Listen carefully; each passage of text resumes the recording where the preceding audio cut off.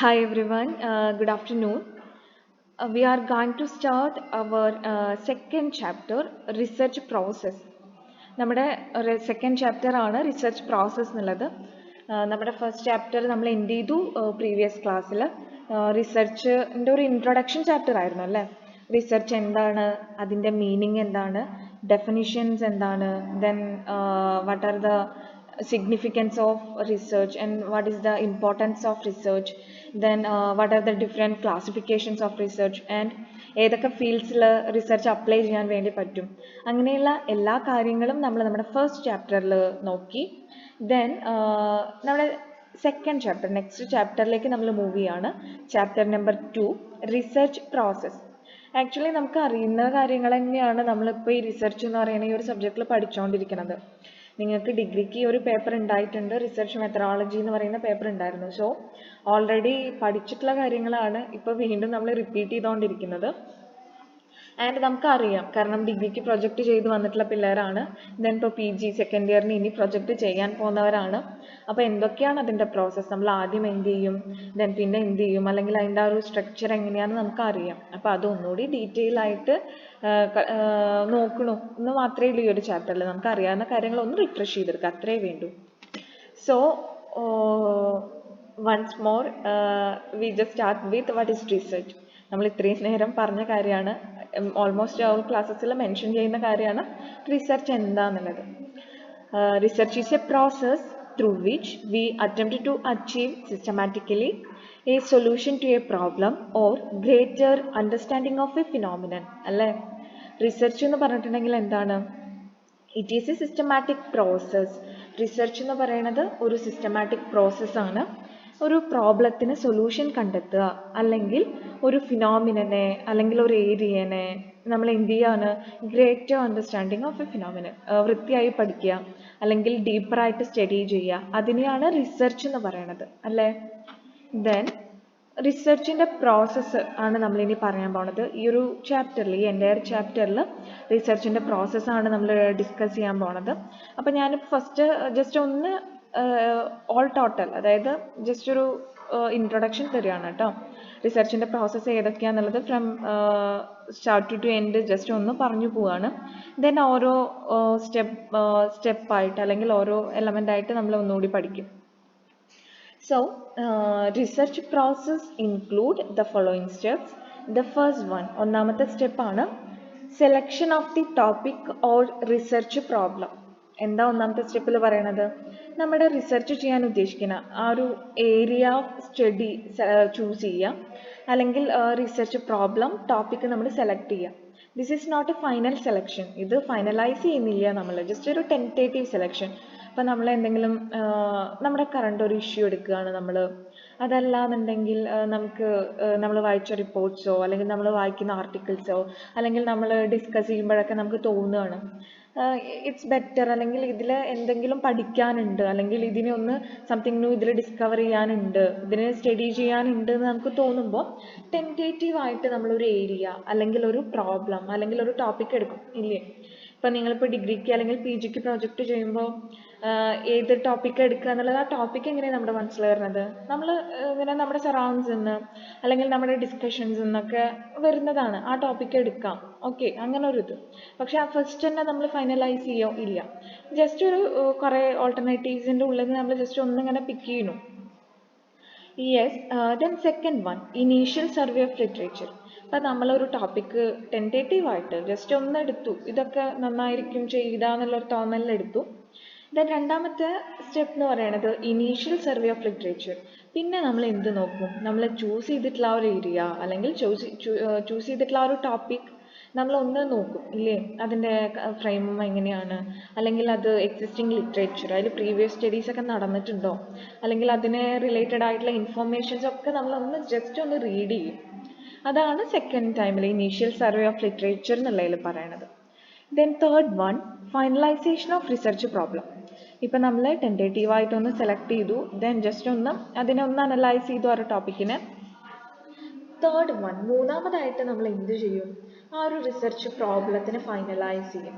ശരി, ഈ ഒരു ടോപ്പിക് തന്നെ എടുക്കാം, അല്ലെങ്കിൽ ആൾട്ടർനേറ്റീവ്സ് എന്ന് ഇത് വേണ്ട അതെന്ന് പറഞ്ഞാൽ ഏതെങ്കിലും ഒന്ന് എന്ത് ചെയ്യാം, ഫൈനലൈസ് ചെയ്യാം. അതാണ് നമ്മൾ ചെയ്യാൻ ഉദ്ദേശിക്കുന്നത്, അതിലാണ് നമ്മൾ സ്റ്റഡി ചെയ്യാൻ ഉദ്ദേശിക്കുന്നത്. അങ്ങനെ ടോപ്പിക് ഫൈനലൈസ് ചെയ്ത് കഴിഞ്ഞാൽ, ഇപ്പം നമ്മൾ ടോപ്പിക് ഫൈനലൈസ് ചെയ്തു, ഇനി അതിനെ എന്ത് ചെയ്യണം, ഫോർമുലേറ്റ് ചെയ്യണം. അതാണ് ഫോർത്ത് സ്റ്റെപ്പ് പറയണത്, ഫോർമുലേഷൻ ഓഫ് എ പ്രോബ്ലം. നമ്മൾ ഐഡൻറ്റിഫൈ ചെയ്തു, അതിനെ ഒന്ന് ജസ്റ്റ് അനലൈസ് ചെയ്തു, അത് ഒരു പ്രോബ്ലം അല്ലെങ്കിൽ ആ ഒരു ടോപ്പിക് ഫൈനലൈസ് ചെയ്തു. ഇനി അതിനൊന്ന് സ്റ്റേറ്റ് ചെയ്യണം അല്ലെങ്കിൽ സ്ട്രക്ചേർഡ് ആക്കണം. ഇപ്പം നമ്മൾ GST അല്ലെങ്കിൽ റീറ്റെയിലേഴ്സ് എങ്ങനെ GST നോക്കിക്കാണുന്നു, അല്ലെങ്കിൽ കൺസ്യൂമേഴ്സ് എങ്ങനെ GST നോക്കിക്കാണുന്നു, ആ ഒരു ഏരിയയാണ് നമ്മളിപ്പോൾ ചൂസ് ചെയ്തത്. ഇനി ആ ഒരു റിസർച്ച് പ്രോബ്ലത്തിന് ഫോർമുലേറ്റ് ചെയ്യണം. Perception of retailers toward GST in Pattambi taluk അല്ലെങ്കിൽ പാലക്കാട് ഡിസ്ട്രിക്ട് എന്നൊക്കെ പറഞ്ഞ് എന്ത് ചെയ്യും, ഫോർമുലേറ്റ് ചെയ്യും, കറക്റ്റായിട്ട് സ്റ്റേറ്റ് ചെയ്യും. ഏതാണ് നമ്മൾ പഠിക്കാൻ പോകുന്ന ടോപ്പിക് അല്ലെങ്കിൽ ഏത് ഏരിയയിൽ എന്നുള്ളത് കൃത്യമായിട്ട് ഒരു ഫ്രെയിം ഉണ്ടാക്കും. ഇനി fifth one, formulation of hypothesis. ഇപ്പോൾ നമ്മൾ ടോപ്പിക് ഫൈനലൈസ് ചെയ്തു, ആ ഒരു പ്രോബ്ലത്തിനെ സ്ട്രക്ചേർഡ് ആക്കി കൊണ്ടുവന്നു. ഇനി ഹൈപ്പോതെസിസ് നമ്മൾ സെറ്റ് ചെയ്യും, ഇല്ലേ? എങ്ങനെ ഹൈപ്പോതെസിസ് സെറ്റ് ചെയ്യാം? ഇപ്പോൾ ഏതെങ്കിലും ഒരു ടോപ്പിക് എടുക്കുമ്പോൾ സാധ്യതയുണ്ട് അല്ലെങ്കിൽ ചാൻസസ് ഉണ്ട്, ഇപ്പോൾ കൊറോണ കാരണം ഡെത്ത് റേറ്റുകൾ, അല്ലെങ്കിൽ കൊറോണ കാരണം നമ്മുടെ ഇക്കണോമീനെ ബാധിക്കുന്നുണ്ട്, അല്ലെങ്കിൽ കൊറോണ എന്ന് പറയുന്ന ഡിസീസ് ബാധിക്കുന്നില്ല, അങ്ങനെ രണ്ടെണ്ണം. അല്ലെങ്കിൽ റീറ്റെയിലേഴ്സ് സാറ്റിസ്ഫൈഡ് ആണ് GSTയിൽ, H1, അല്ലെങ്കിൽ H0, then they are not satisfied, H1. അങ്ങനെ നൾ ഹൈപ്പോതെസിസും ആൾട്ടർനേറ്റീവ് ഹൈപ്പോതെസിസും നമ്മൾ എന്ത് ചെയ്യും, സെറ്റ് ചെയ്യും. ആ ഒരു കാര്യമാണ് നമ്മൾ പഠിക്കേണ്ടത്. ഇപ്പോൾ നമ്മൾ പറഞ്ഞ GST, retailers perception towards GST, അതിൽ നമ്മൾ ഫൈനലി കണ്ടെത്താൻ പോണത് ഈസ് റീറ്റെയിലേഴ്സ് സാറ്റിസ്ഫൈഡ് ആണോ GSTയിൽ, അല്ലെങ്കിൽ ആർ ദേ നോട്ട് സാറ്റിസ്ഫൈഡ്, ആ ഒരു എലമെൻ്റ് ആണെന്നുണ്ടെങ്കിൽ H0 നമ്മൾ എന്ത് സെലക്ട് ചെയ്യും, retailers are satisfied with GST. Then H1 എന്താക്കും, retailers are not satisfied with GST.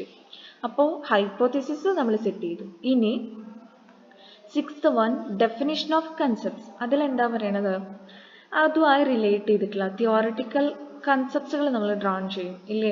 അതായത് ഇപ്പോൾ GST ആയിട്ട് അല്ലെങ്കിൽ റീറ്റെയിലേഴ്സിൻ്റെ ആറ്റിറ്റ്യൂഡൊക്കെ ആയിട്ട് റിലേറ്റ് ചെയ്തിട്ടില്ല. നമ്മൾ എടുക്കുന്ന ടോപ്പിക് എന്താണെന്നുണ്ടെങ്കിൽ അത്, ഞാനിപ്പോൾ ഒരു എക്സാമ്പിൾ എന്നുള്ള രീതിയിൽ പറഞ്ഞു പോകണമെന്നേ ഉള്ളൂ കേട്ടോ, GSTയും റീറ്റെയിലേഴ്സൊക്കെ. അപ്പോൾ നമ്മൾ എടുക്കുന്ന ആ ഒരു ടോപ്പിക്കിൻ്റെ കൺസെപ്റ്റ്സിനെ നമ്മൾ എന്ത് ചെയ്യും, ഡിഫൈൻ ചെയ്യും. Then seventh one, preparation of the research design. റിസർച്ചിൻ്റെ design, sample size, then methods, methodology എന്നൊക്കെ പറഞ്ഞിട്ടുള്ള കാര്യങ്ങൾ നമ്മൾ എന്ത് ചെയ്യും, റിസർച്ച് ഡിസൈൻ സെറ്റ് ചെയ്യും. ദെൻ എയ്ത്ത് പോയിന്റിൽ determination of the sample design. നമ്മൾ എത്ര സാമ്പിൾ എടുക്കണം, നമ്മുടെ പോപ്പുലേഷൻ ഇപ്പോൾ റീറ്റെയിലേഴ്സ് 500 പേരാണെന്നുണ്ടെങ്കിൽ അതിൽ നിന്ന് എത്ര സാമ്പിൾ, 100 സാമ്പിൾ എടുക്കുന്നു, അല്ലെങ്കിൽ 100 പേരാണെന്നുണ്ടെങ്കിൽ നമ്മൾ അതിന് 30 സാമ്പിൾ എടുക്കുന്നു. അങ്ങനെ പോപ്പുലേഷൻ നോക്കി അതിൻ്റെ സാമ്പിൾ ഡിസൈൻ എത്രയാണെന്നുള്ളത് നമ്മൾ ഡിറ്റർമൈൻ ചെയ്യും.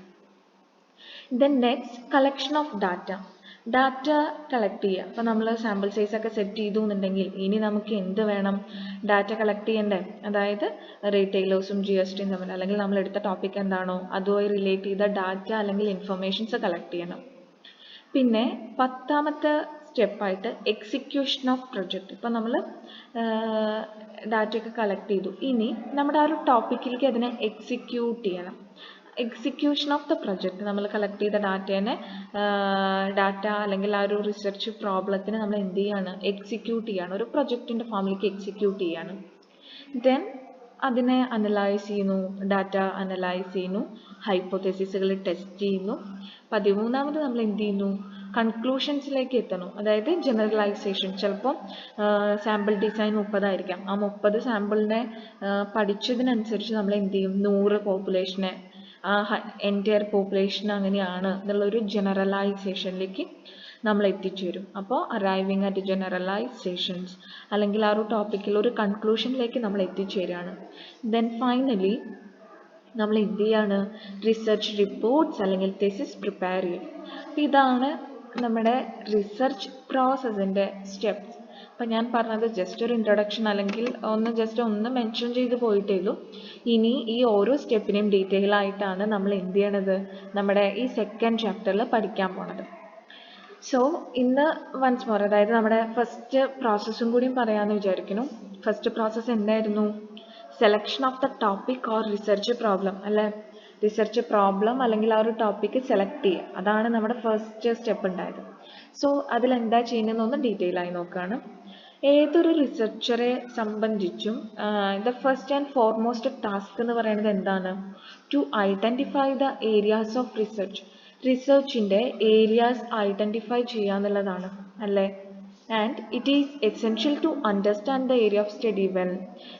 നമ്മൾ ചൂസ് ചെയ്യുന്ന പ്രോബ്ലം അല്ലെങ്കിൽ നമ്മുടെ ഏരിയ ഓഫ് സ്റ്റഡീനെ നല്ല രീതിയിൽ ഇൻഡെപ്ത് ആയിട്ട് അണ്ടർസ്റ്റാൻഡ് ചെയ്യുക എന്നുള്ളത് ഏതൊരു റിസർച്ചിനും എസെൻഷ്യൽ ആണ്. ചിലപ്പോൾ നമ്മൾ എടുക്കുന്ന ഒരു ടോപ്പിക് എന്ന് പറയുന്നത് എന്തായിരിക്കാം? ഒരു ജനറൽ ടോപ്പിക് ആയിരിക്കാം. ഒരു ജനറൽ ടോപ്പിക് എടുത്തിട്ടുണ്ടെങ്കിൽ അതിനെ നമ്മൾ എന്ത് ചെയ്യണം? ഒരു ജനറൽ, ഇപ്പോൾ ഒരു ഏരിയ ആണ് സെലക്ട് ചെയ്തിട്ടുണ്ടെങ്കിൽ അതിനൊരു പ്രോബ്ലം ഡ്രാൻ ചെയ്യണം. ഒരു ജനറൽ ടോപ്പിക്കാണ് എടുത്തതെന്നുണ്ടെങ്കിൽ അതിനെ ഒരു സ്പെസിഫിക് പ്രോബ്ലത്തിലേക്ക് കൺവേർട്ട് ചെയ്യണം. ആ കൺവേർഷനാണ് നമ്മുടെ സയൻറ്റിഫിക് എൻക്വയറി അല്ലെങ്കിൽ നമ്മുടെ റിസർച്ചിൻ്റെ ഫസ്റ്റ് സ്റ്റെപ്പ്. അപ്പോൾ നമ്മൾ എന്ത് പറഞ്ഞു? ഒരു ടോപ്പിക്ക് ടെൻറ്റേറ്റീവ് ആയിട്ട് ഒരു ടോപ്പിക് സെലക്ട് ചെയ്യണം.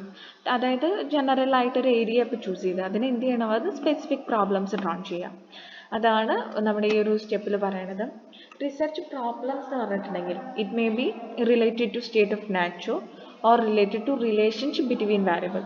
ഒന്നെങ്കിൽ നമ്മൾ ജനറൽ ആയിട്ട് സ്റ്റേറ്റ് ഓഫ് നാച്ചർ അത് അങ്ങനെയാവും പഠിക്കുക, അതിൻ്റെ ഒരു ജനറൽ കൺസെപ്റ്റ് ആവും പഠിക്കുക. അല്ലാന്നുണ്ടെങ്കിൽ രണ്ട് വാരിയബിൾസ് തമ്മിലുള്ള റിലേഷൻഷിപ്പ് ആയിരിക്കാം. GST ആൻഡ് ഇന്ത്യൻ ഇക്കോണമി, അല്ലെങ്കിൽ ഡിമോണിറ്റൈസേഷൻ എങ്ങനെ ബാധിച്ചു, അല്ലെങ്കിൽ അങ്ങനെയൊക്കെ ഡിമാൻഡ് സപ്ലൈ എന്നൊക്കെ പറയണ പോലെ രണ്ട് ഇത്, ഇപ്പോൾ കൊറോണ എന്ന് പറയുന്ന ഡിസീസ് ഇന്ത്യൻ ഇക്കോണമീനെ അഡ്വേഴ്സ് ആയി ബാധിച്ചോ, അല്ലെങ്കിൽ ഏതെങ്കിലും ഒരു സ്പെസിഫിക് കാറ്റഗറി സ്മോൾ സ്കെയിൽ ഓൺടർപ്രണേഴ്സിനെ എങ്ങനെ ബാധിച്ചു, അങ്ങനെയൊക്കെയുള്ള സ്പെസിഫിക് ആയിട്ടുള്ള രണ്ട് വാരിയബിൾസ് ചൂസ് ചെയ്ത്, അല്ലെങ്കിൽ രണ്ടോ മൂന്നോ അല്ലെങ്കിൽ രണ്ടോ അതിലധികമോ വാരിയബിൾസ് ചൂസ് ചെയ്ത് അതിൻ്റെ ഇടയിൽ സ്റ്റഡി നടത്താം. അല്ലെങ്കിൽ ഏതെങ്കിലും ഒരു പർട്ടിക്കുലർ ഫിനോമിനനെ സ്റ്റഡി ചെയ്യാം. അപ്പോൾ രണ്ട് തരത്തിലാണ് ഒരു റിസർച്ച് പ്രോബ്ലം അല്ലെങ്കിൽ ഒരു ടോപ്പിക് ഉള്ളത്. ഇനി ഇപ്പോൾ ഇത്തരത്തിൽ നമ്മളൊരു റിസർച്ച് പ്രോബ്ലം അല്ലെങ്കിൽ ഒരു ടോപ്പിക്കിലേക്ക് എത്തിച്ചേരുന്നത് എങ്ങനെയാണ്? ഞാൻ നേരത്തെ പറഞ്ഞു, നമ്മൾ വായിക്കുന്ന ബുക്സിൽ നിന്നാവാം, ആർട്ടിക്കിൾസിൽ നിന്നാവാം, നമ്മുടെ ഡിസ്കഷൻസ് എന്നൊക്കെ ആവാമെന്ന് പറഞ്ഞു. സോ അതൊക്കെ തന്നെയാണ് ഇനിയും പറയാൻ പോണത്. What are the different sources of A problem? നമ്മൾ എങ്ങനെയാണ് ഒരു പ്രോബ്ലം കണ്ടെത്തുന്നത്? ഒരു പ്രോബ്ലത്തിൻ്റെ സോഴ്സസ് ഏതൊക്കെയാണ്? First one, reading. Of course നമ്മൾ ചില ബുക്കുകൾ വായിക്കുമ്പോൾ അല്ലെങ്കിൽ റിസർച്ച് ആർട്ടിക്കിൾസ് വായിക്കുമ്പോൾ, റിസർച്ച് റിപ്പോർട്ട്സുകൾ വായിക്കുമ്പോൾ ചില ക്വസ്റ്റ്യൻസ് നമ്മുടെ മൈൻഡിൽ സ്ട്രൈക്ക് ചെയ്യും ഇല്ലേ? അപ്പോൾ അത്തരത്തിൽ സ്ട്രൈക്ക് ചെയ്യുന്ന ആ ഒരു ക്വസ്റ്റ്യൻസ് എന്നായിരിക്കാം നമ്മൾ എന്ത് ചെയ്യണത്? നമ്മുടെ റിസർച്ച് പ്രോബ്ലം ഡെവലപ്പ് ചെയ്യണത്. സോ ഫസ്റ്റ് സോഴ്സ് ഏതാണ്? Reading. Then second one, academic experience. എന്താ പറയണത്? ഇപ്പോൾ നിങ്ങൾ കുട്ടികളാണ്, അല്ലെങ്കിൽ ഇപ്പോൾ ഞാൻ ടീച്ചറാണ്, അപ്പോൾ നമ്മുടെ ക്ലാസ് റൂം ഡിസ്കഷൻസ്, അല്ലെങ്കിൽ ഇപ്പോൾ നമ്മൾ കൊളീഗ്സിൻ്റെ അടുത്ത് അല്ലെങ്കിൽ നിങ്ങളുടെ ഫ്രണ്ട്സായിട്ടൊക്കെ ഡിസ്കസ് ചെയ്യുമ്പോൾ, അല്ലെങ്കിൽ ക്ലാസ് റൂം ലെക്ചേഴ്സ് എന്നൊക്കെ നമുക്ക് എന്ത് ചെയ്യാൻ പറ്റും? നമ്മുടെ റിസർച്ച് പ്രോബ്ലംസ് ഫൈൻഡ് ഔട്ട് ചെയ്യാൻ പറ്റും ഇല്ലേ? അതായത് നമ്മുടെ അക്കാദമിക് എക്സ്പീരിയൻസസ് എന്ന് നമ്മൾ എന്ത് ഫൈൻഡ് ഔട്ട് ചെയ്യുന്നുണ്ട്? റിസർച്ച് പ്രോബ്ലംസ് ഫൈൻഡ് ഔട്ട് ചെയ്യുന്നുണ്ട്. Then third one, daily experiences. ഇപ്പോൾ നമ്മൾ ഫേസ് ചെയ്യുന്നത് ഇപ്പോൾ എന്നൊക്കെ പറഞ്ഞാൽ ഈ ഒരു സിറ്റുവേഷനിലൊക്കെ നമ്മൾ ഫിനാൻഷ്യൽ ഡിഫിക്കൽട്ടീസ് അനുഭവിക്കുന്നുണ്ട്, അല്ലെങ്കിൽ പ്രൊഡക്ട്സ് സർവീസസിനൊക്കെ ഉള്ള ഡിഫിക്കൽട്ടീസ് അനുഭവിക്കുന്നുണ്ട്. അപ്പോൾ ഇപ്പോൾ നമ്മൾ അങ്ങനെ അപ്പോൾ ഇന്ന് ക്രൈസിസ് അല്ലെങ്കിൽ കണ്ടിജൻസി, അപ്പോൾ ആ ഒരു ഇതിൽ സ്റ്റഡി ചെയ്യാം, അങ്ങനെ ഒരു ഐഡിയ നമ്മുടെ മനസ്സിൽ തോന്നാം ഇല്ലേ? അതായത് ഇപ്പോൾ നമ്മൾ കടന്നു പോണ ഒരു സിറ്റുവേഷൻ അതാണ്. അപ്പോൾ അതേപോലെ നമ്മുടെ ഡെയിലി എക്സ്പീരിയൻസസ് നമുക്ക് എന്ത് ഫൈൻഡ് ഔട്ട് ചെയ്യാൻ സഹായിക്കുന്നു, അല്ലെങ്കിൽ എന്ത് ഡെവലപ്പ് ചെയ്യാൻ സഹായിക്കുന്നു? റിസർച്ച് പ്രോബ്ലംസ് ഡെവലപ്പ് ചെയ്യാൻ സഹായിക്കുന്നു. ദെൻ ഫോർത്ത് വൺ എന്ന് പറയുന്നത് exposure to field a situation. അതായത് നമ്മൾ ചില ഫീൽഡ് വർക്കുകൾ കണ്ടക്ട് ചെയ്യാണ്, അല്ലെങ്കിൽ നമ്മുടെ സ്റ്റഡീസിൻ്റെയൊക്കെ ഭാഗമായിട്ട് എക്സ്റ്റൻഷൻ വർക്ക്സ് ഒക്കെ ചെയ്യുമ്പോൾ പല സ്ഥലങ്ങളിൽ പോകണു, പല ആളുകളെ കാണുന്നു. അതൊക്കെ നമുക്ക് എന്താണ്? ന്യൂ എക്സ്പീരിയൻസസ് ആണ്, ന്യൂ എക്സ്പോഷേഴ്സ് ആണ്. അപ്പോൾ ഇത്തരത്തിലുള്ള ഫീൽഡ് ഇൻവെസ്റ്റിഗേഷൻസ്, ഫീൽഡ് വർക്കുകൾ, എക്സ്റ്റൻഷൻ വർക്കുകളൊക്കെയും റിസർച്ച് പ്രോബ്ലംസ് ട്രേസ് ഔട്ട് ചെയ്യാൻ സഹായിക്കുന്നുണ്ട്. Then fifth one, discussion. നമ്മൾ നേരത്തെ പറഞ്ഞ പോലെ തന്നെ നേരത്തെ നമ്മൾ പറഞ്ഞു നമ്മുടെ ക്ലാസ് റൂം ഡിസ്കഷൻസ് ഫ്രണ്ട്സുമായിട്ട് കൊളീഗ്സുമായിട്ട് എന്നും അതേ അക്കാദമിക് എക്സ്പീരിയൻസസിൻ്റെ കാര്യത്തിൽ ഇപ്പോൾ നമ്മൾ എന്ത് പറയുന്നു നമ്മൾ റിസർച്ചേഴ്സായിട്ട് സംസാരിക്കുമ്പോൾ അഡ്മിനിസ്ട്രേറ്റേഴ്സായി സംസാരിക്കുമ്പോൾ എക്സ്പേർട്സായിട്ട് സംസാരിക്കുമ്പോൾ അല്ലെങ്കിൽ ബിസിനസ് എക്സിക്യൂട്ടീവായിട്ടൊക്കെ സംസാരിക്കുമ്പോൾ നമുക്ക് ഒരുപാട് കണ്ടൻസ് കിട്ടുന്നുണ്ട് ഇല്ലേ. അപ്പോൾ അതിൽ നിന്നൊക്കെ സംതിങ് ന്യൂ ഒരു പ്രോബ്ലം അല്ലെങ്കിൽ ഒരു ക്വസ്റ്റ്യൻ നമ്മുടെ മനസ്സിൽ സ്ട്രൈക്ക് ചെയ്യാണ് അല്ലെങ്കിൽ നമുക്ക് സംതിങ് ന്യൂ എന്ന് ട്രേസ് ഔട്ട് ചെയ്യാൻ പറ്റുന്നുണ്ടെങ്കിൽ അതിലൊക്കെ നമ്മൾ എന്ത് ചെയ്യാം, ഒരു റിസർച്ച് നമുക്ക് കണ്ടക്ട് ചെയ്യാം. അപ്പോൾ നമ്മൾ ഇന്ന് പറഞ്ഞത് നമ്മുടെ സെക്കൻഡ് ചാപ്റ്റർ ആണ്. സെക്കൻഡ് ചാപ്റ്റർ എന്ന് പറയുന്നത് റിസർച്ച് പ്രോസസ്സാണ്. ടോപ്പിക്ക് ടെൻറ്റേറ്റീവായിട്ടൊന്ന് സെലക്ട് ചെയ്യുന്നു, ദെൻ അതിൻ്റെ ലിറ്ററേച്ചർ ഒന്ന് ഇനീഷ്യലി സ്റ്റഡി ചെയ്യുന്നു, ദെൻ പ്രോബ്ലം ഫൈനലൈസ് ചെയ്യുന്നു, ദെൻ അതിനെ സ്ട്രക്ചേർഡ് ആക്കണം, ഹൈപ്പോത്തസിസ് സെറ്റ് ചെയ്യുക, തിയോറിറ്റിക്കൽ കൺസെപ്റ്റ്സ് ഡ്രോൺ ചെയ്യുക, റിസർച്ച് ഡിസൈൻ ഡെവലപ്പ് ചെയ്യുക, സാമ്പിൾ ഡിസൈൻ ഡെവലപ്പ് ചെയ്യുക, ഡാറ്റ കളക്ട് ചെയ്യുക, അത് എക്സിക്യൂട്ട് ചെയ്യുക, അതിനെ അനലൈസ് ചെയ്യുക, ഹൈപ്പോത്തസിസ് സെറ്റ് ചെയ്യുക, കൺക്ലൂഷൻസിൽ എത്തിച്ചേരുക, പ്രൊജക്ട് റിപ്പോർട്ട്സ് തയ്യാറാക്കുക. അപ്പോൾ ഇതാണ് ഫസ്റ്റ് ടു 1 മുതൽ 14 വരെയുള്ള നമ്മുടെ സ്റ്റെപ്പുകൾ.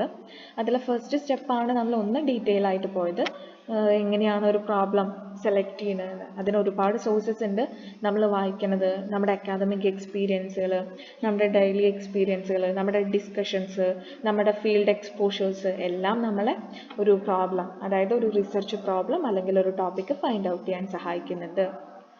സോ ഇനി ബാക്കിയുള്ള ഓരോരോ സ്റ്റെപ്പായിട്ട് നമ്മൾ ഇനിയുള്ള ഓരോരോ ക്ലാസ്സുകളിൽ ഡിസ്കസ് ചെയ്യാം കേട്ടോ. Thank you.